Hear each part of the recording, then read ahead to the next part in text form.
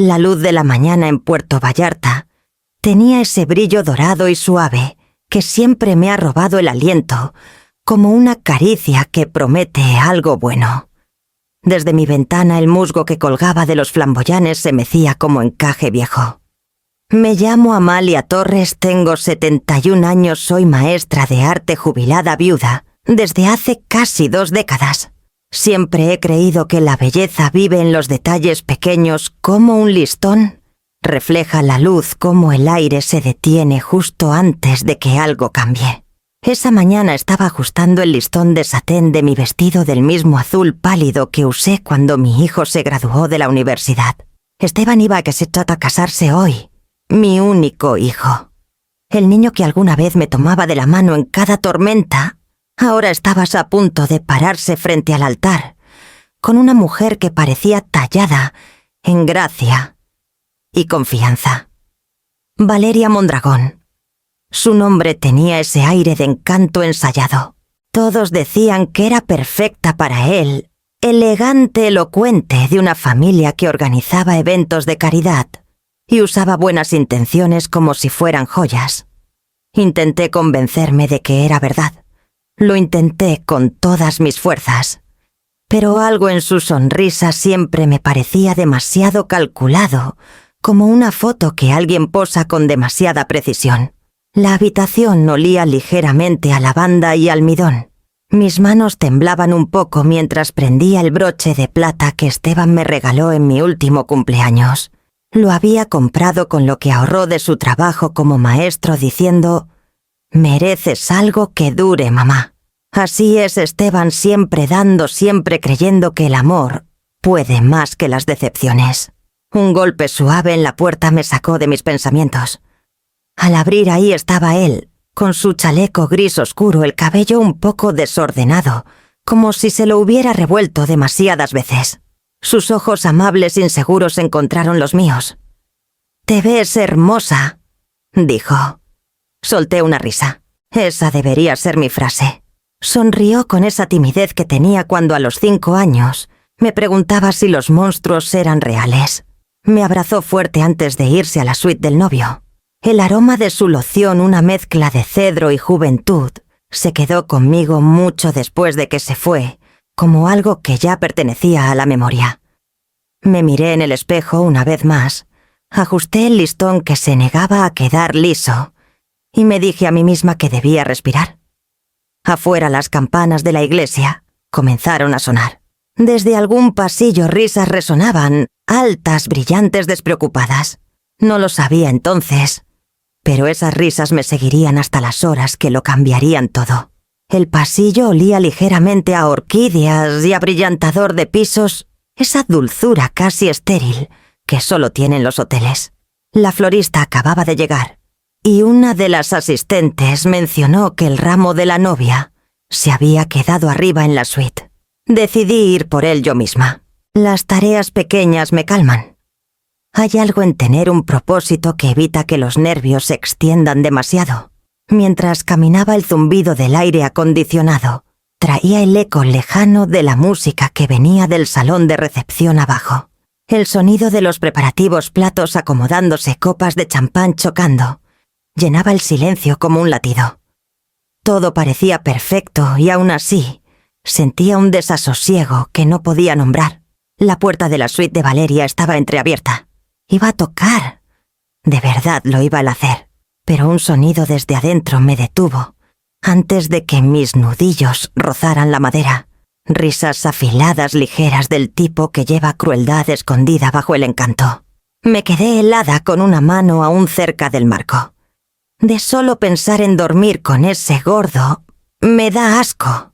Las palabras salieron de la boca de Valeria como veneno vestido de perfume. El aire se me fue de los pulmones. Por un segundo creí que había escuchado mal, pero la ráfaga de risas que siguió confirmó cada sílaba. Mi corazón se apretó tanto que sentí mi cuerpo convertirse en cristal. Alguien adentro, una dama de honor, creo, soltó una risita. Valeria dijo, medio escandalizada, medio divertida. La voz de Valeria volvió más baja, burlona. «Por favor. Es dulce, sí, pero cada vez que me abraza siento que me ahoga un colchón. Una vez que tenga el anillo tendré su nombre y su sueldo. Después ya me las arreglaré. Una náusea me subió por la garganta.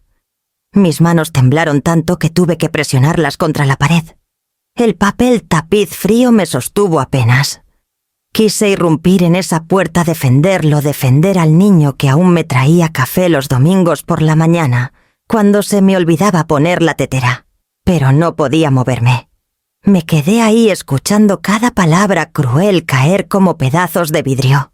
Luego vino lo peor, las risas otra vez. Del tipo que no es nervioso sino satisfecho, seguro de su maldad. Pensé en Esteban abajo, probablemente ensayando sus votos una última vez, sonriendo, creyendo que era amado. Algo dentro de mí se soltó. Un pequeño sonido se me escapó, mitad jadeo, mitad susurro. Las risas se detuvieron al instante. No respiré. Una silla raspó el suelo. Pasos se acercaron. La puerta se abrió más, y Valeria apareció en el umbral, aún sosteniendo una copa de champán. Sus ojos encontraron los míos y por un brevísimo instante su rostro perdió color. Luego, como si cayera un telón, sonrió. Señora Torres, dijo suavemente, como si nada hubiera pasado. Me asustó. Su tono era terso, pero vi cómo su mano apretó el tallo de la copa. Forcé mis labios en algo que parecía una sonrisa, y asentí una vez, sin confiar en mi voz para hablar. El ramo estaba en la mesa detrás de ella, un halo de rosas blancas, brillando bajo las luces del tocador. Di un paso adelante, lo tomé, y me di la vuelta sin decir palabra. Mientras caminaba por el pasillo, mi visión se nubló. Las risas se habían ido, pero su eco se aferraba a veces a las paredes, fino, invisible, imposible de silenciar. No recuerdo cómo llegué de vuelta a mi habitación. Mis manos temblaban tanto que casi dejé caer el ramo 2 veces antes de ponerlo en el tocador. Cuando la puerta se cerró tras de mí, el silencio fue ensordecedor. Mi pecho dolía como si mi corazón hubiera corrido un maratón sin preparación. Intenté respirar lento y parejo, pero cada inhalación salía entrecortada. El sonido de las risas de Valeria no me dejaba. Resonaba entre mis costillas burlándose de mí. El reloj en la mesita marcaba las 10:41. En menos de 3 horas mi hijo estaría en ese altar esperando a una mujer que lo veía como una transacción. Presioné las palmas contra el tocador para estabilizarme. Díselo. El pensamiento llegó como una orden feroz y clara. Luego vino su sombra. No arruines este día. No seas la madre que se entromete otra vez. Esa palabra otra vez pesaba. Hace años, cuando Esteban tenía 23, me metí demasiado pronto. Salía con una mujer llamada Camila, una enfermera callada que parecía amable hasta que encontré mensajes que me inquietaron. La confronté directamente en lugar de hablar con él primero. Ella se fue al día siguiente, y él no me habló por meses. «No puedes protegerme del dolor, mamá», me dijo entonces. «Solo lo haces peor». El recuerdo me quemaba ahora, dejando culpa en su estela. Tal vez veía peligro en todas partes porque tenía miedo de perderlo otra vez. Tal vez confundía control con amor. Pero esto era diferente. Ninguna madre debería quedarse de brazos cruzados mientras su hijo es burlado por la persona que se supone debe prometerle lealtad. Me senté al borde de la cama apretando el teléfono. El papel tapiz floral se desdibujó a través de mis lágrimas. Deslicé los contactos hasta encontrar un nombre que me dio calma. Julián Rivas. Julián había sido amigo de mi esposo mucho antes de convertirse en nuestro abogado. En otra vida, antes de que la viudez me volviera callada y cuidadosa, compartíamos café sobre documentos legales y chistes a medio recordar. Si alguien podía ayudarme a poner los pies en la tierra, era él. Contestó al segundo timbre. Amalia, suenas agitada. ¿Todo bien? No susurré. Mi voz se quebró. Julián, escuché algo horrible. Le conté todo, las risas. Las palabras, como el rostro de Valeria palideció cuando me vio. Hablé rápido, apenas deteniéndome para respirar. Él escuchó en silencio, como siempre, con esa calma que se siente como una mano en el hombro. Cuando terminé hubo una pausa en la línea. ¿Tienes pruebas? Preguntó con suavidad. No, solo mi palabra. ¿Y si le dices a Esteban? Podría pensar que quiero sabotear su felicidad. Julián suspiró suavemente. Entonces lo protegemos en silencio. Revisaré la cláusula del fideicomiso que redactamos el año pasado. Si ella es lo que dices, nos aseguraremos de que no toque lo que es de él. Su calma me dio fuerza. Le agradecí, colgué y me quedé ahí por un largo rato mirando el ramo. Las rosas eran perfectas, demasiado perfectas, como la sonrisa de la mujer que las llevaría al altar. Afuera las campanas de la iglesia marcaron el mediodía. Cada nota sonaba menos como celebración y más como advertencia. Cerré los ojos y dejé que el sonido llenara la habitación tratando de decidir si la verdad salvaría a mi hijo o lo destrozaría. Julián volvió a llamar antes del mediodía. Estaba junto a la ventana viendo cómo las nubes se juntaban sobre el río Kwale cuando el teléfono vibró contra el alféizar. Su voz, siempre firme, cortó el ruido en mi cabeza. Revisé los documentos, dijo sin preámbulo. El fideicomiso de tu difunto esposo aún nombra a Esteban como único heredero, pero hay una cláusula pendiente de revisión, la del acceso conyugal. Cerré los ojos. Recordé haber firmado esos papeles hace años, creyendo que nunca tendría que revisarlos. Esa cláusula, murmuré. Si Esteban se casa, ella tendría control automático. ¿Verdad? Correcto. A menos que la actualicemos antes de que el matrimonio se formalice. Las palabras cayeron como piedras en mi pecho. Recordé las risas de Valeria, su voz goteando burla, y mis manos temblaron otra vez. Pero no de miedo esta vez. ¿Puedes cambiarlo hoy? Julián dudó. Es el día de la boda de tu hijo, Amalia. ¿Estás segura de querer hacer esto ahora, Julián? Dije en voz baja. Ya no estoy segura de mucho. Pero de esto sí. Hubo una pausa larga, cuidadosa. Luego suspiró. Está bien. Redactaré una revisión y la enviaré para tu firma. Pero una vez que se archive, no hay vuelta atrás sin hacer ruido legal. Mejor equivocarme y estar a salvo. Dije que tener razón demasiado tarde. No discutió más después de eso. Colgué y me senté en el pequeño escritorio junto a la cama. El ramo estaba a mi lado, sus pétalos ya marchitándose en los bordes. Abrí mi computadora, entré al portal seguro que Julián envió y revisé el documento línea por línea. La nueva cláusula bloqueaba que a cualquier pareja matrimonial de los activos financieros de la familia sin autorización conjunta. Cada transacción requeriría mi firma, hasta que Esteban decidiera modificarla tras un período de prueba definido. Era frío, clínico. Exactamente lo que necesitaba. Mi mano tembló solo una vez al escribir mi nombre en el campo digital. Cuando presioné enviar, un leve sonido de papel vino desde la impresora abajo, una prueba silenciosa de algo irreversible. Una notificación sonó en mi teléfono justo cuando me levanté para estirarme. Esteban había publicado una foto, él, con su chaleco, la corbata torcida, la luz del sol, derramándose sobre su hombro. El pie de foto decía: el mejor día de mi vida. No puedo creer que me case con mi mejor amiga. Miré esas palabras por un largo rato. Se veía radiante, abierto como un hombre, entrando por fin en todo lo que había soñado. Y yo, su madre, acababa de tomar un bisturí a ese sueño, cortando lo que algún día pudo haber sido confianza. Afuera un trueno retumbó a lo lejos sobre el río Kwale bajo y mesurado. Vi la primera gota de lluvia deslizarse por el cristal, trazando un camino tan limpio que casi parecía misericordioso. Luego alcancé mi chal, lo doblé con cuidado y susurré para nadie en particular: algún día me perdonarás. El almuerzo de ensayo estaba dispuesto en el salón acristalado del Hotel Bahía, donde las paredes de vidrio enmarcaban el río Kwale como si fuera un cuadro.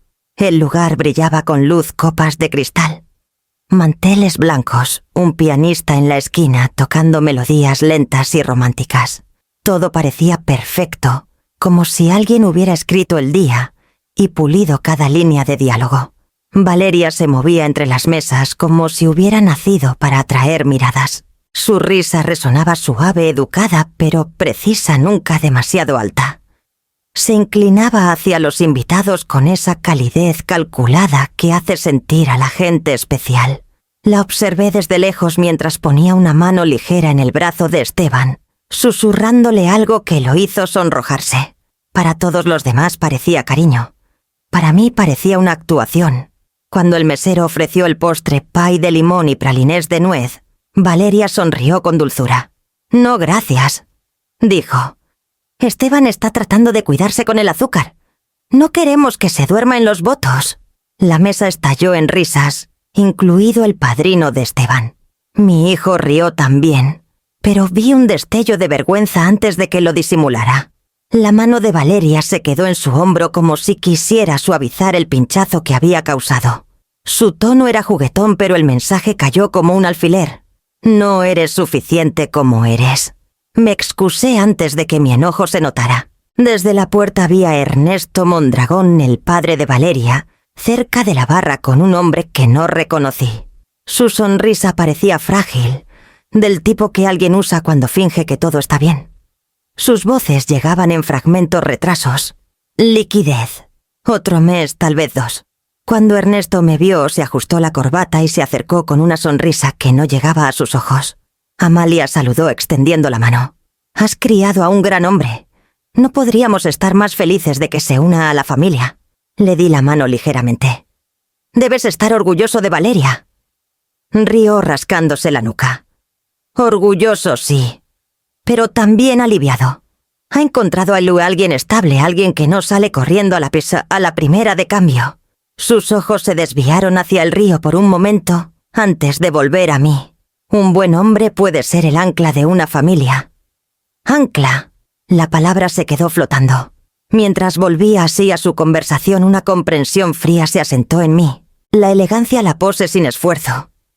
Todo en esta unión se sentía como una transacción. Valeria no se casaba con mi hijo por amor. Se estaba asegurando seguridad, reputación, estabilidad. De vuelta en la mesa llenaban las copas de champán. Valeria se levantó para brindar. «Por el amor», dijo su voz luminosa. «Y por construir una vida donde nos levantemos mutuamente». Las copas chocaron. Levanté la mía, pero no bebí. Mis ojos se quedaron en ella buscando sinceridad y encontrando, en cambio, un brillo fino de actuación que relucía como cristal hermoso, pero frágil. Esteban deslizó su brazo alrededor de su cintura, su expresión abierta y orgullosa. Por un breve segundo ella encontró mi mirada a través de la mesa.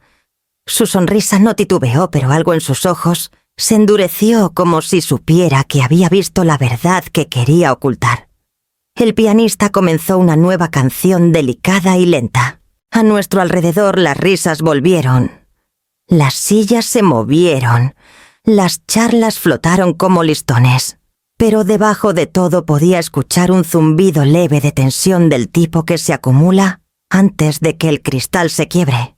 Giré mi copa ligeramente viendo cómo la luz del sol se fracturaba a través de ella, brillante, refractada, casi cegadora.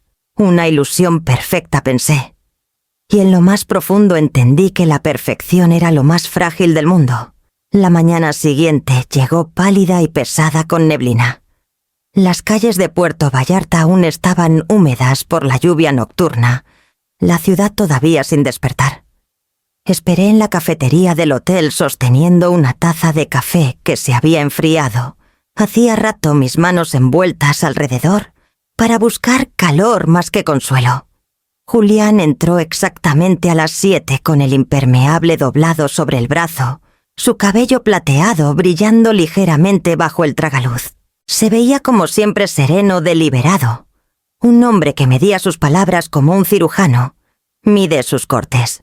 Colocó un sobre marrón en la mesa entre nosotros.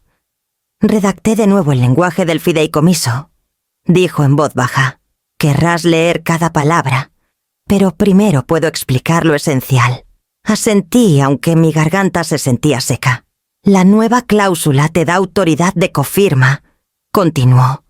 «Eso significa que cualquier decisión financiera importante, vender activos, alterar la propiedad, pedir préstamos, requerirá tu aprobación incluso después del matrimonio. Hizo una pausa estudiando mi rostro. Es a prueba de todo. Y discreto. Esteban no lo notará a menos que alguien intente mover dinero. Pasé un dedo por el borde del sobre.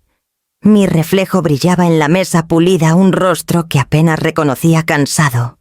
Alerta a una mujer que había dejado de esperar que la buena fe protegiera lo que importaba. Julián, dije suavemente. Odio que haya llegado a esto. Se recostó con los dedos entrelazados. A veces el amor y la precaución viven en la misma casa. No estás castigando a nadie. Estás resguardando los años que construiste. Sus palabras me estabilizaron, aunque no lo hicieron más fácil. Saqué los documentos página tras página de letra pequeña y precisa. La tinta olía ligeramente metálica. Cada línea era un límite silencioso, cada espacio, para firmar un recordatorio de todo lo que podía perder. Sí dudaba. Cuando llegué a la última página, mi mano tembló. Agarré la pluma hasta que mis nudillos se pusieron blancos y firmé Amalia Graciela Torres. Julián recogió los papeles sellándolos en un sobre de mensajería. Lo archivaré antes del mediodía, dijo. Una vez registrado, nadie más que tú podrá modificarlo. Exhalé lentamente un sonido a medio camino, entre alivio y tristeza. Gracias, murmuré. Por no pedirme que espere. Dudó su expresión suavizándose. Amalia, te conozco desde antes de que Esteban pudiera caminar. Siempre has elegido el camino más difícil cuando se trata de hacer lo correcto por él. Esto no es diferente. Después de que se fue, me quedé un largo rato mirando por la ventana. La neblina matutina se había levantado revelando el patio más allá de la pared de cristal. Al otro lado del césped podía ver a las damas de honor reunidas cerca del arco, sus risas flotando como burbujas. Valeria estaba en el centro con el cabello recogido en ondas suaves, su vestido una bata de marfil sencilla atada en la cintura. Sostenía tarjetas sus votos, me di cuenta. La maquillista le ponía polvo en la mejilla mientras practicaba sus líneas en voz alta. Prometo valorar tu bondad, dijo sonriendo, y tu paciencia. Las mujeres rieron cuando añadió, especialmente cuando llegas tarde como siempre. Su tono era impecable, ligero, amoroso, juguetón, sin rastro del veneno que escuché en ese pasillo ayer. Era una actriz interpretando su mejor papel y el público la adoraba. Me di la vuelta antes de que alguien me viera mirando. Mi café se había enfriado otra vez. Vertí lo que quedaba en el fregadero y enjuagué la taza. La acción simple me anclaba. Luego enderecé los hombros, tomé mi chal y salí a la mañana. Los papeles estaban archivados. La protección estaba hecha. En algún lugar del mismo edificio, Valeria ensayaba votos que nunca sentiría. Y por primera vez en días sentí algo cercano. A la calma, una calma inquieta, pero mía al fin. A media tarde el aire en el hotel se había vuelto pesado con perfume y nervios. El cortejo nupcial flotaba por los pasillos como un desfile de seda y brillos. Desde mi asiento en el salón, podía escuchar fragmentos de charlas llevadas por el zumbido de los preparativos, voces demasiado brillantes, risas demasiado ensayadas. Me había dicho que no me acercaría a Valeria otra vez. Pero el destino, o tal vez algún instinto cruel, me llevó por el pasillo una vez más. Pasaba por las puertas abiertas del salón cuando su voz llegó hasta mí. Una vez que firme los papeles, dijo con la risa ondulando entre las palabras, lo tendré todo. Su tono era bajo, divertido, como si compartiera un secreto demasiado delicioso para guardar. Una dama de honor suspiró suavemente, luego se unió a las risas que siguieron. Me detuve a mitad de un paso, oculta, justo detrás del marco. Mi pulso firme esta vez. No era sorpresa, ya sino certeza. No era descuidada, era confiada. La crueldad no fue un accidente, era un plan. Me alejé en silencio, el eco de sus risas siguiéndome por el pasillo. Mi mano rozó la barandilla mientras bajaba las escaleras, cada toque anclándome. El enojo que alguna vez me habría hecho temblar ahora se sentía frío preciso. Julián esperaba en la entrada del hotel revisando documentos en su tableta. Levantó la vista cuando me acerqué. Lo dijo otra vez.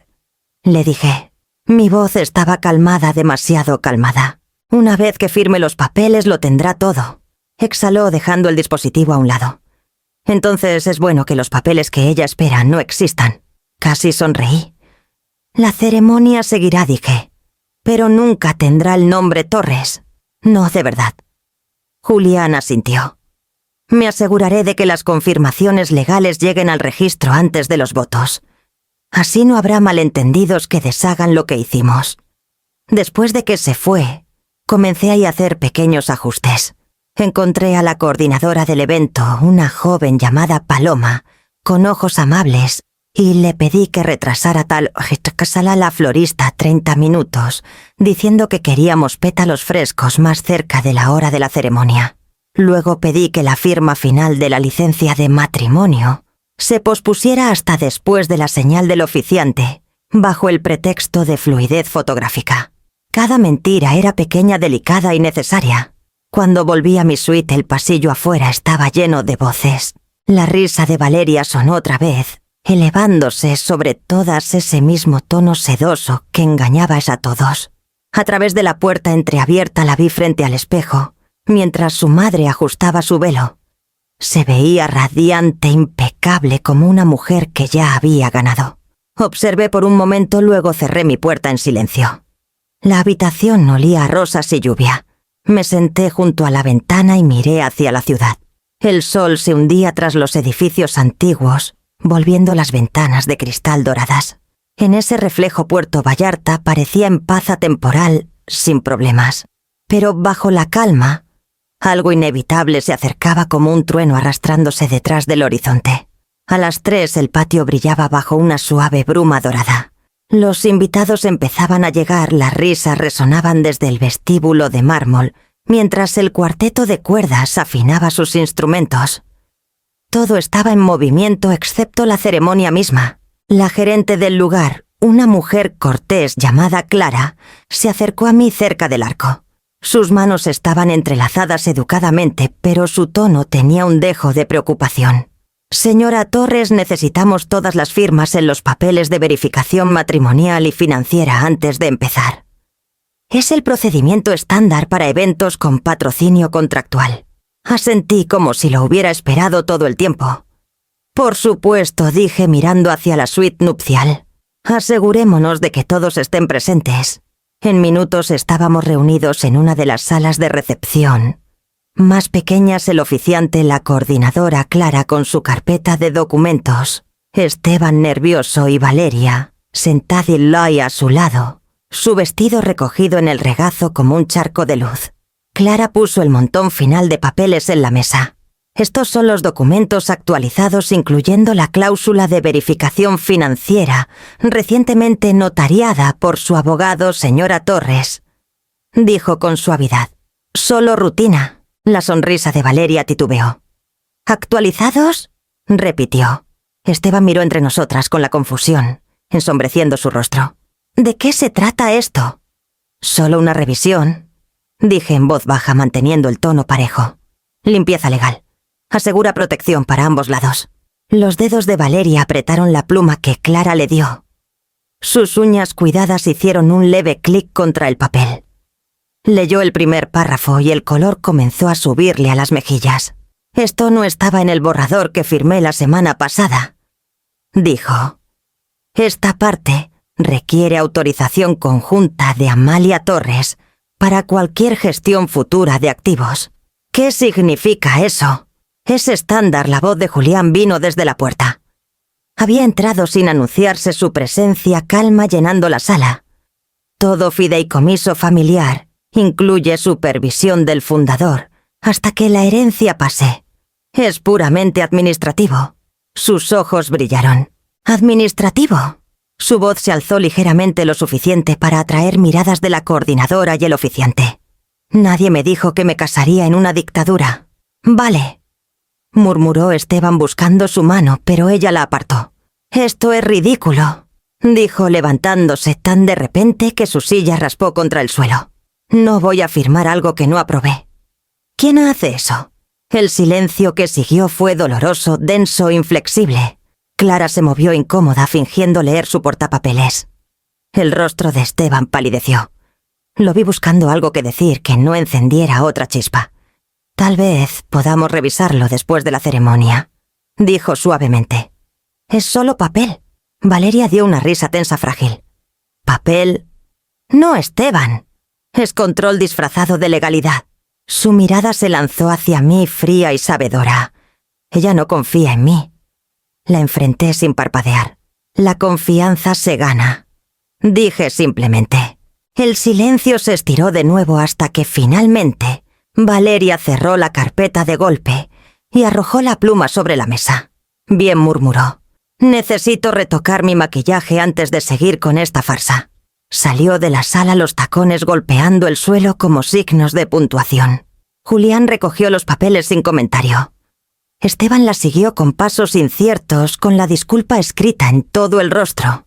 Me quedé atrás sola con el aroma de rosas marchitas y el eco de su risa desde el pasillo, antes pulida ahora deshilachada en los bordes. Afuera los primeros acordes del cuarteto comenzaron a tocar, pero algo en la música sonaba fuera de tempo, como si el día mismo se hubiera olvidado cómo mantener el ritmo. El tocador de mujeres era un remanso fresco de mármol y perfume, un pequeño oasis entre el salón de baile y la suite nupcial. Encontré a Valeria ahí frente al espejo largo, retocando su labial con manos que temblaban ligeramente, a pesar de la sonrisa ensayada en su rostro. Su reflejo encontró el mío cuando la puerta se cerró tras de mí. No tenías que hacer un escándalo, dije en voz baja. Mi voz sonaba demasiado calma incluso para mí. Cerró el labial con un clic seco y se giró con los ojos brillantes de furia, oculta bajo el brillo. No hice un escándalo. Me emboscaste frente a todos. Ese papeleo no fue una emboscada. Fue protección. Para Esteban. Para todos nosotros. La mandíbula de Valeria se tensó. ¿Crees que no veo qué es esto? Has estado esperando una excusa para hacerme parecer una cazafortunas que no pertenece aquí.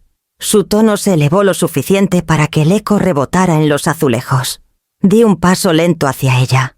Si no hubieras dicho lo que escuché, no tendrías nada que temer de unas firmas. Algo cruzó su rostro pánico, o una rabia demasiado afilada para ocultar. Luego sus labios se curvaron en una sonrisa que no llegó a sus ojos. Se inclinó su susurro tan cerca que lo sentí en mi mejilla. «Te arrepentirás de meterte, vieja». Siseó. «Una vez que tenga ese anillo no hay nada que puedas hacer para detenerme». La puerta se abrió antes de que pudiera responder. Esteban entró con la confusión nublándole el rostro. «¡Mamá!». Valeria, su mirada saltó entre nosotras. «¿Qué pasa?». Valeria se giró al instante su voz, rompiéndose en un temblor suave, de vulnerabilidad ensayada.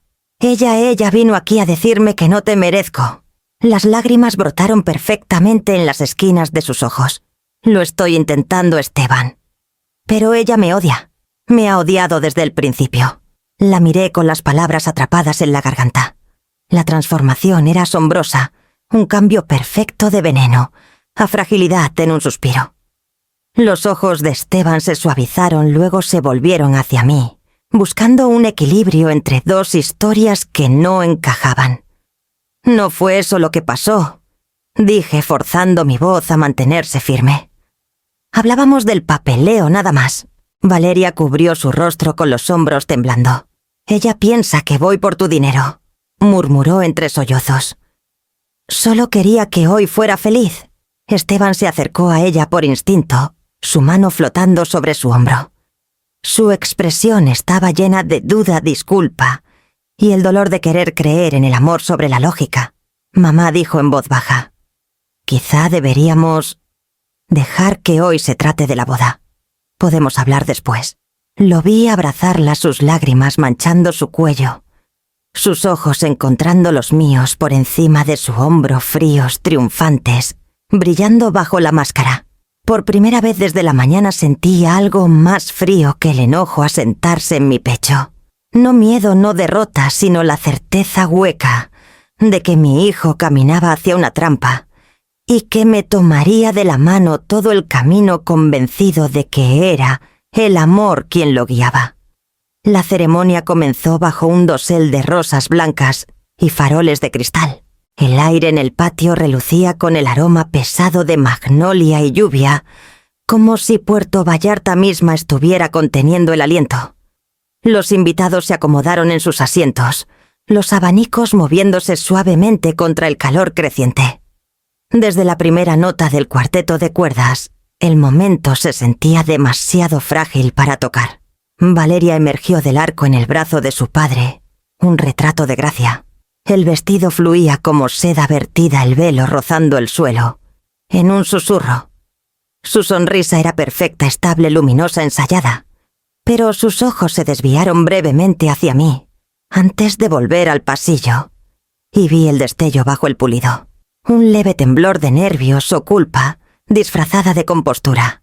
Esteban estaba bajo el arco floral con las manos apretadas con demasiada fuerza. El cuello de su traje presionaba su garganta, su respiración superficial. Desde donde estaba podía verlo intentando estabilizarse con la mandíbula tensa, los ojos vidriosos, con una confusión no dicha. El oficiante, un hombre gentil con barba color arena, comenzó la introducción, su voz cálida y practicada. Palabras sobre unión, compromiso y amor llenaron el aire como incienso, pesadas, dulces, casi sofocantes. Cuando llegó el momento de los votos, Esteban levantó la mirada. El silencio que cayó sobre el patio fue absoluto. La música se desvaneció. Incluso las chicharras parecían detenerse. Valeria se giró hacia él, su expresión radiante. «Yo, Valeria Mondragón», comenzó su tono suave como porcelana te tomo. Esteban Torres, para ser mi, titubeó por medio segundo antes de sonreír de nuevo. «Mi compañero, mi igual, mi para siempre». Un aplauso suave recorrió a los invitados. Luego el oficiante asintió hacia Esteban. Miró el papel en su mano, luego levantó la vista. «Yo, Esteban Torres». Su voz se quebró. Se aclaró la garganta, lo intentó de nuevo. «Yo, Esteban Torres, te tomo». La pausa se alargó. Sus labios se separaron, pero no salió sonido. La sonrisa de Valeria se tensó su mano buscando la de él. Esteban retrocedió ligeramente, no lejos, pero tampoco hacia ella. Un murmullo recorrió las filas de invitados. Alguien tosió. El oficiante se inclinó suavemente. «Tómate tu tiempo», dijo en voz baja. La mano de Esteban tembló. «No puedo», susurró. Fue tan quedo que por un latido nadie pareció entender. Luego las palabras se asentaron en el aire como vidrio roto. «No puedo». Ese jadeos estallaron. El oficiante se congeló. Valeria parpadeó como si la hubieran golpeado. Su mano aún flotaba en el espacio entre ellos. «¿Qué quieres decir con que no puedes?», susurró con los bordes de su voz deshilachándose. Negó con la cabeza, la voz baja pero firme ahora. «Lo siento. Pensé que podía. No puedo». El patio se llenó de confusión, sillas raspando susurros, alzándose como viento entre juncos. Valeria se giró hacia los invitados, su compostura, desmoronándose capa por capa. «Solo está nervioso», dijo demasiado alto, forzando una risa. «Él se pone ansioso, eso es todo». Pero Esteban no se movió. Sus hombros se hundieron, el peso del momento presionándolo en quietud. Me levanté en silencio de mi asiento. Mi cuerpo se movió antes de que mi mente lo alcanzara. Mientras los susurros de la multitud crecían, caminé por el pasillo, cada paso resonando contra los azulejos de mármol. Lo alcancé. Puse una mano gentil en su brazo. Sus ojos encontraron los míos, perdidos, crudos, asustados, pero vivos de una manera que no había visto en meses. «Está bien», susurré. El oficiante retrocedió. El rostro de Valeria se arrugó, no de desamor, sino de furia apenas oculta tras las lágrimas. «No puedes dejarme plantada», dijo en voz baja, temblando. Pero Esteban lo hizo. Lentamente, en silencio, conmigo a su lado. Los invitados se apartaron como un mar, la confusión y los murmullos llenando el espacio que dejamos atrás. Al llegar al borde del patio, el cuarteto titubeó hasta callar. La música murió a mitad de nota, y el sonido que quedó fue el leve traqueteo del viento entre las rosas, suave final, extrañamente misericordioso. La mañana después de la boda, que no fue Puerto Vallarta, se sentía más fría de lo que debería. La lluvia había barrido durante la noche, dejando las calles resbaladizas y plateadas bajo un cielo magullado. Desde la ventana de mi cocina veía las nubes deslizarse sobre el río, lentas y pesadas como un cortejo por algo que había muerto en silencio. Para el mediodía el teléfono ya había sonado 12 veces. Reporteros, parientes, amigos lejanos, todos querían lo mismo, la historia. Los amables preguntaban qué pasó. Los demás acusaban. ¡Qué humillación!, decía un mensaje. No podías dejarlo ser feliz. En línea las fotos de la ceremonia ya se habían esparcido. Valeria en su vestido, los ojos brillando con furia contenida. Esteban pálido a su lado, la corbata ligeramente deshecha. Los titulares eran crueles. Novio fugitivo. Pies fríos. Madre entrometida arruina boda. La historia se había reescrito antes de que la verdad tuviera chance de hablar. Esteban no volvió a casa esa noche. Cuando regresó la mañana siguiente fue directo a su vieja habitación y cerró la puerta sin decir palabra. Lo escuché moverse adentro, pasos, cajones, abriéndose, luego silencio. Por 2 días no habló. La comida se quedó intacta. El único sonido que venía de su cuarto era el golpe ocasional de pasos inquietos e irregulares. Intenté tocar una vez, pero las palabras se me secaron en la garganta. ¿Qué podía decir? ¿Lo hice por ti? ¿Escuché lo que ella dijo? Nada borraría la humillación que sintió frente a todos los que amaba. La casa parecía más pequeña con su silencio dentro. Cada crujido de las tablas me recordaba cuando era niño cómo se escondía en su cuarto, después de una pelea en la escuela, cómo dejaba un plato de galletas fuera de su puerta y fingía no notar cuando desaparecían 1 hora después. Pero ahora no había galletas, no había fingimientos, solo el sonido de la lluvia golpeando el cristal y el dolor hueco de no saber si lo había salvado o destruido algo más delicado. Para la segunda noche me encontré en la mesa del comedor, rodeada de los restos de los papeles que Julián había dejado, las revisiones del fideicomiso, las páginas notariadas, mi propia firma aún fresca. Había protegido todo como prometí, y aún así, nunca me había sentido tan indefensa. Julián llamó esa noche para ver cómo estaba. Su voz era baja, cuidadosa. «Hiciste lo que tenías que hacer, Amalia. Dale tiempo». Quise creerle, pero el tiempo, sabía, era algo cruel, curaba despacio, de forma desigual, y solo si ambos corazones estaban dispuestos. Más tarde pasé por la puerta de Esteban, otra vez. La luz se filtraba por la rendija debajo. Escuché el leve sonido de su voz suave, rota, leyendo algo en voz alta. Cuando me acerqué más me di cuenta de que eran los votos que había escrito, pero nunca pronunció. Se detuvo a mitad del silencio lo suficientemente afilado para cortar la madera. Luego lo escuché susurrar, casi para sí mismo. Tenía razón, ¿verdad? Me quedé ahí por un largo rato con la mano contra la puerta, incapaz de decir si las lágrimas en mi rostro eran de alivio, porque finalmente habló, o del dolor de saber que podría haberme convertido en la villana en la historia que quise salvar. La tercera noche, cuando el aire aún traía el olor a tierra mojada y palabras no dichas, un golpe llegó a la puerta principal. Fue suave al principio, casi incierto. Dudé antes de responder, esperando otro vecino con lástima educada, envuelta en chismes. Pero cuando abrí, una joven estaba ahí empapada por la llovizna, apretando una pequeña bolsa de cuero contra el pecho. Su cabello estaba recogido en un nudo apresurado, el rímel corrido por la lluvia.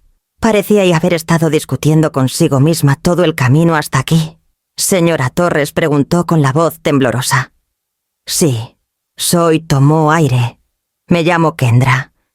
Fui parte del equipo de preparación nupcial para Valeria Mondragón. Peinado y maquillaje esa mañana». Sus ojos se desviaron sobre mi hombro como temiendo que Esteban apareciera. La dejé pasar. Estaba en la sala goteando ligeramente en el piso de madera, sus manos retorciendo la correa de la bolsa. He estado tratando de decidir si debía venir. Yo sé lo que la gente dice de usted, que arruinó la boda. Pero escuché algo esa mañana. Algo que debe saber. Le hice un gesto para que se sentara mi pulso acelerándose. Sigue. Kendra puso la bolsa en su regazo y buscó su teléfono. Valeria no se dio cuenta de que aún estaba en la habitación. Hablaba con una de sus damas mientras le arreglaban las pestañas. Siempre grabo en mi teléfono durante los eventos notas para el tiempo para clientes futuros.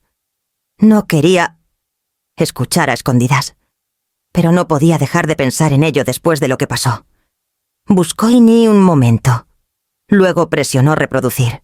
La voz de Valeria llenó la sala suave, confiada, goteando desdén.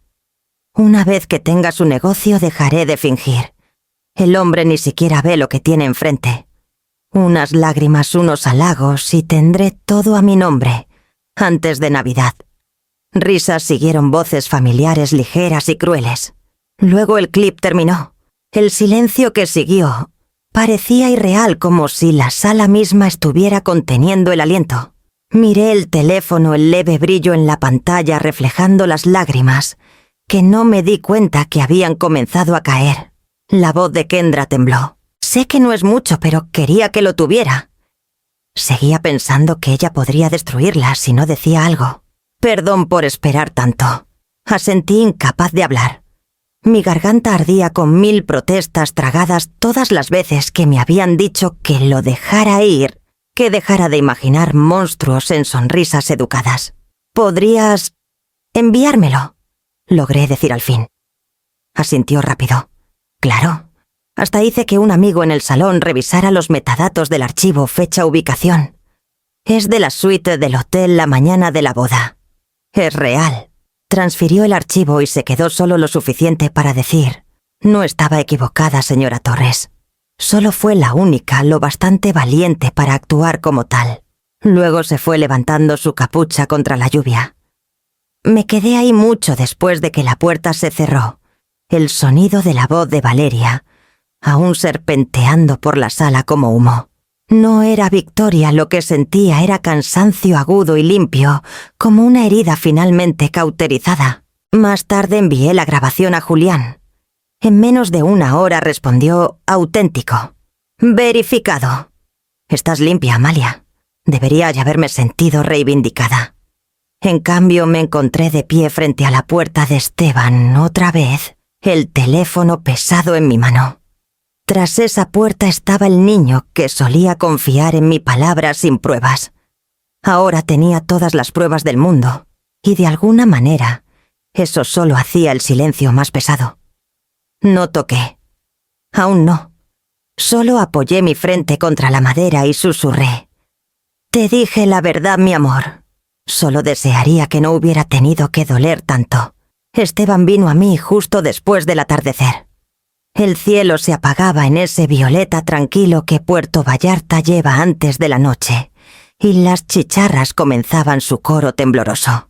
Estaba sentada en la mesa de la cocina, el mismo lugar donde había esperado 2 noches sin dormir, el teléfono aún a mi lado. No tocó. Solo se paró en el umbral pálido, los ojos hundidos por días de silencio. «Dijiste que tenías pruebas», dijo. Su voz era baja, frágil. Asentí desbloqueando el teléfono sin decir palabra y lo deslicé por la mesa. El archivo de audio brillaba débilmente en la pantalla. «Es de la mañana de la boda», dije. La estilista lo grabó por accidente. Dudó, luego presionó reproducir. La voz de Valeria llenó la sala otra vez fría y sin esfuerzo. «Una vez que tenga su negocio, dejaré de fingir. El hombre ni siquiera ve lo que tiene enfrente». Hubo risas suaves y crueles. Vi las palabras golpearlo una por una. No se inmutó al principio, solo se congeló como un hombre que entró en una tormenta y aún esperaba que cayera la lluvia. Luego su mano subió a su boca y el teléfono se deslizó de sus dedos a la mesa. Por un largo momento solo se escucharon las chicharras afuera, su ritmo firme contra el silencio entre nosotros. Tomó una respiración lenta, luego otra, pero su pecho aún se agitaba, como si el aire se hubiera vuelto cristal. Su voz se quebró antes de que pudiera terminar. Todo ese tiempo se burló de mí y te usó. Dije suavemente. Pero eso no te hace tonto, Esteban. Te hace humano. Se hundió en la silla frente a mí con los codos en la mesa, la cabeza en las manos. Seguí defendiéndola. Susurró. Incluso cuando las cosas no se sentían bien, incluso cuando me advertiste. Pensé que solo estaba cansado de que dudaras de la gente. No quería creer que viste lo que yo no vi. Extendí la mano, pero me detuve a medio camino. Se parecía tanto a su padre cuando estaba perdido en sus pensamientos, mandíbula tensa, ojos llenos de un duelo callado. Finalmente puse mi mano sobre la suya. No quería tener razón. Dije. Me miró entonces, las lágrimas cortando líneas limpias por el cansancio en su rostro. «Debes odiarme», dijo. «Después de todo lo que te dije». No susurré. «Eres mi hijo. No hay nada que puedas decir que me haga odiarte». Se recostó en su silla exhalando temblorosamente. Pensé que ella me amaba porque decía todas las cosas que temía que tú no dirías. Que era suficiente, que no necesitaba probar nada. Quería creerle más de lo que quería ver la verdad. Apreté su mano suavemente. El amor que exige ceguera no es amor. Es posesión. Asintió lentamente, sus ojos desenfocados mirando más allá de mí. Luego, por primera vez en días, me miró directamente, no como hombre defendiendo su orgullo, sino como el niño que solía preguntar si aún lo amaría cuando cometiera errores. «Lo siento», susurró. No respondí de inmediato. Las palabras se sentían demasiado pequeñas para el momento. En cambio me levanté y me puse a su lado, colocando mi mano contra su hombro. Se inclinó hacia ella, y en ese silencio frágil sentí los años entre nosotros, cada discusión, cada cicatriz, cada oración doblarse en algo sin palabras pero entero. Cuando volvió a hablar, su voz apenas se oía. «¿Qué hacemos ahora?» Acaricié un mechón rebelde de su frente. «Respiramos», dije. «Empezamos por ahí». Afuera la noche se profundizó el mundo, desacelerando a su ritmo más suave. Adentro las lágrimas de mi hijo cayeron sobre mi mano, cálidas y reales, lavando el último rastro de la mentira que casi nos rompió. Los días que siguieron se difuminaron en algo lento y sin color. El mundo que una vez había zumbado con rumores y ruido comenzó a sentarse. Los titulares se desvanecieron, los chismes se suavizaron, y lo que había sentido como una tormenta de fuego se convirtió en nada más que cenizas silenciosas, ordinarias, casi misericordiosas. Pero antes del silencio, hubo una amenaza. 3 días después de que Esteban escuchó la grabación, Julián llamó temprano en la mañana. Su voz era firme, pero con un borde de cansancio. «Ella está haciendo ruido», dijo. Valeria presentó una intención de demandar por difamación. Vacía pero ruidosa. No sentí sorpresa. «No ha terminado de actuar», murmuré. Julián suspiró. «Ya hablé con su abogado. Una vez que envié el archivo verificado y las marcas de tiempo, la conversación cambió. Saben que está acabada si esto llega a la corte. Se retractará pronto. Esteban lo sabe». «Sí. Me pidió que no te dijera hasta que estuviera resuelto». Julián hizo una pausa, su tono suavizándose. «Ya no está enojado, Amalia. Solo suena cansado, como alguien que se ha visto demasiado claro por primera vez». Esa tarde llegó el correo. Una oración cortante y final. Valeria Mondragón retira todas las demandas. Sin disculpas, sin reconocimiento, solo una retirada envuelta en formalidad. Me senté junto a la ventana con mi té viendo el sol dispersarse por las hojas de los flamboyanes, y no sentí ni triunfo ni alivio. Algunas victorias son demasiado huecas para celebrar. No quería su castigo. Solo quería paz. El ciclo de noticias terminó tan rápido como había comenzado. Los tabloides pasaron a escándalos más brillantes. La ciudad olvidó. La gente volvió a saludar educadamente en el mercado, fingiendo que no habían susurrado alguna vez en las filas de caja. El silencio que siguió era casi extranjero, como escuchar tu propia respiración después de meses de ruido. Una noche pedí a Julián que me llevaras a la casa de los Mondragón. Esteban no sabía que fui. Me dije que no era venganza, solo cierre. Ernesto Mondragón abrió la puerta él mismo. Se veía más pequeño de alguna manera su postura, antes orgullosa, ahora agobiada por la vergüenza y la edad. La casa detrás de él, aún elegante, tenía un aire de tensión flores, marchitándose en jarrones, el eco leve de una familia demasiado practicada en apariencias. Señora Torres dijo enderezándose. No esperaba. No estoy aquí para hablar de ella. Interrumpí suavemente. Solo para decir... Lamento que haya llegado a esto. Dudó la confusión cruzando su rostro. ¿Usted lo lamenta? Asentí. Ambos perdimos algo, señor Mondragón. Usted perdió a una hija por su propia ambición. Yo casi pierdo a mi hijo por su encanto. No hay victoria aquí, solo lecciones que ninguno quería aprender. Por un momento no dijo nada.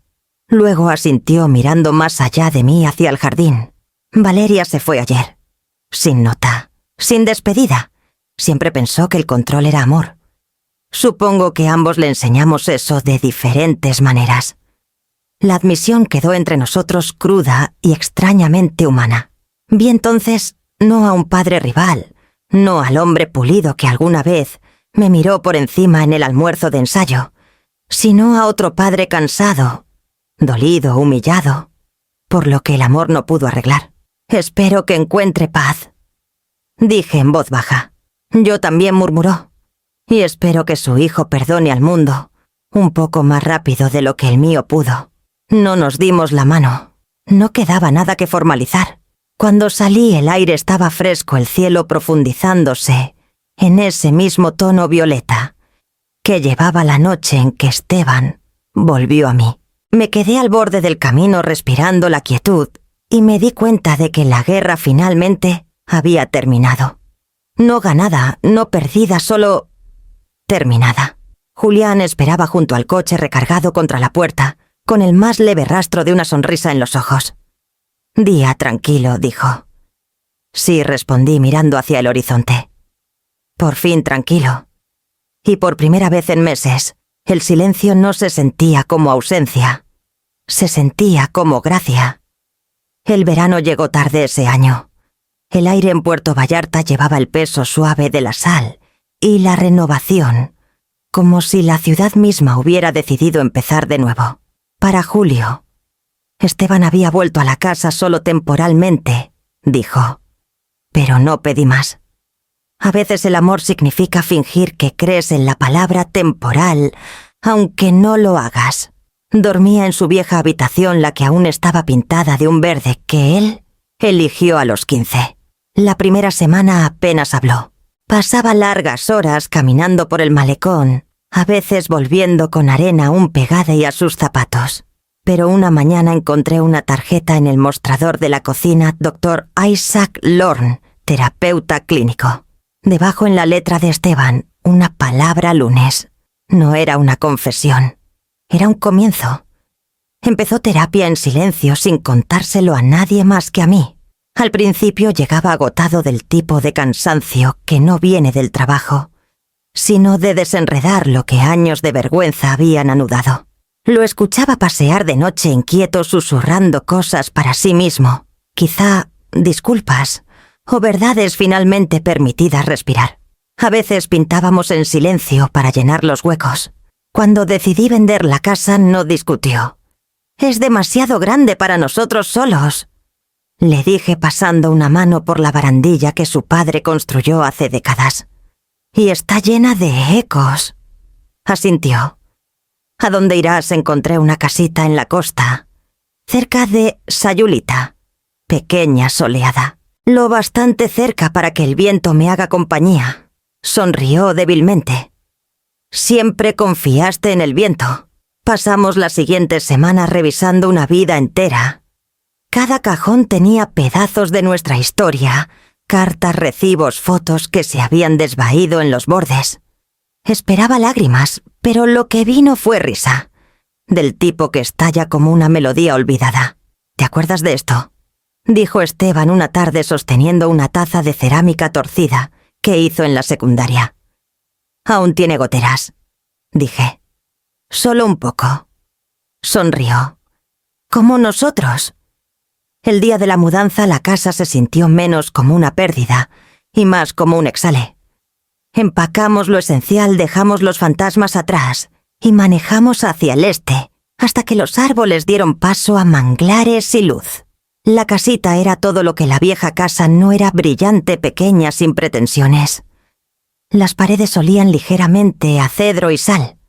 Las ventanas se abrían de par en par, al sonido de las gaviotas y el susurro de las olas. Comenzamos a repintar los muebles en el porche crema suave, para las sillas azul pálido para las persianas. Esteban se encargaba de lijar sus brazos firmes, sus movimientos deliberados. Cada pincelada se sentía como una oración que no necesitábamos decir. Al atardecer nos sentábamos afuera el cielo, derritiéndose en colores demasiado tiernos para nombrar. La brisa marina traía el aroma de jazmín y el leve crujido del columpio del porche. Una noche me miró con una mancha de pintura aún en la mejilla. ¿Sabes?, dijo cuando volví. Pensé que había roto todo. Pero esto, señaló la casita. Las sillas a medio secar. La quietud se siente como si hubiéramos construido algo nuevo, de los escombros. No respondí de inmediato. La luz se movió por el porche cálida y perdonadora. «No rompiste nada, Esteban», dije al fin. «Solo dejaste de fingir que no estaba ya agrietado». Sonrió entonces, no la sonrisa cansada que había visto por meses, sino algo más ligero, más libre. Cuando los últimos rayos del sol tocaron el horizonte, se levantó y se limpió las manos. «¿Qué color sigue?», preguntó.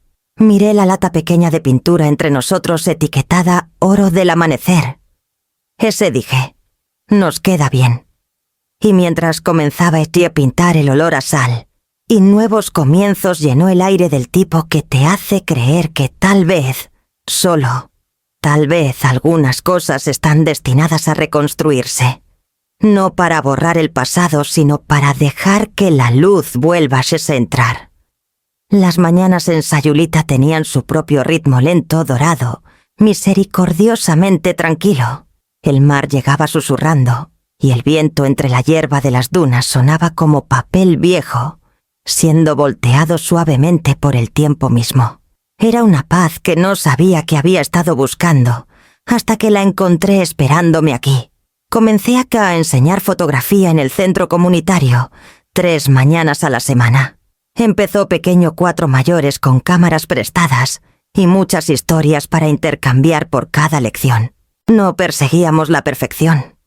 Cazábamos luz, textura, momentos que se negaban a posar.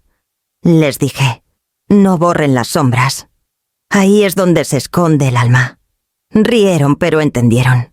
Sus fotos estaban llenas de cercas torcidas, manos arrugadas, tazas de té astilladas.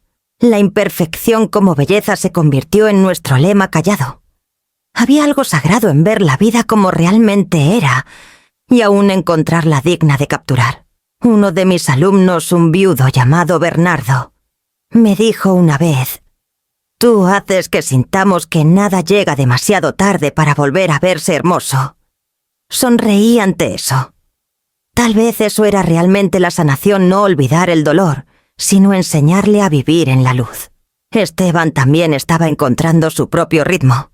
Comenzó a ser voluntario en un grupo local de bienestar para hombres que luchaban con la imagen corporal y la confianza, algo que ni siquiera sabía que existía, hasta que me lo contó. «Piensan que vienen a aprender ejercicio», dijo una tarde, ayudándome a colgar una exposición de fotos en el centro.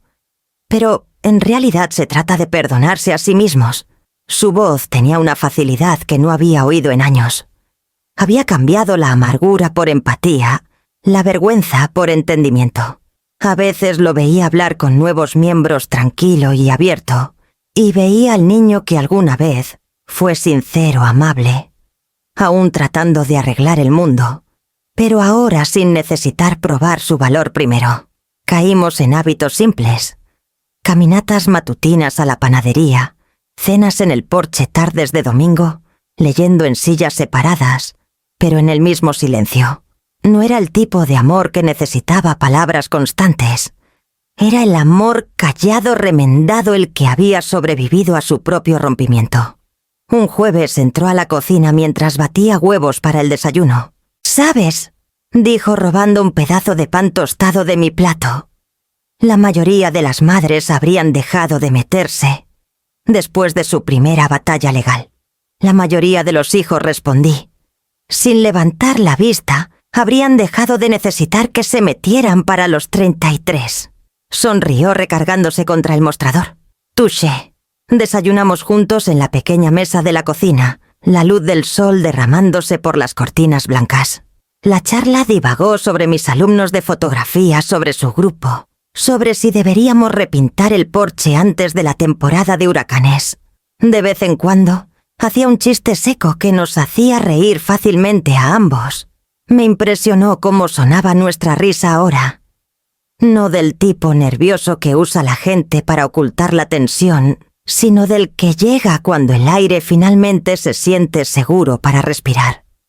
Después del desayuno me mostró un pequeño cuaderno encuadernado en cuero, su diario de terapia, aunque no lo llamó así. Adentro había reflexiones cortas, algunas apenas una oración. Una página decía: «La fuerza no es nunca romperse, es aprender la forma de tus grietas». Pasé un dedo por las palabras orgullosa y calladas a la vez. «Deberías publicar esto», dije. Negó con la cabeza. «Tal vez algún día. Por ahora es solo para mí». Afuera las gaviotas giraban sobre la marea, sus gritos agudos pero lejanos. Me acerqué a la ventana y las observé un momento. Luego me giré hacia él. «¿Sabes?», dije suavemente.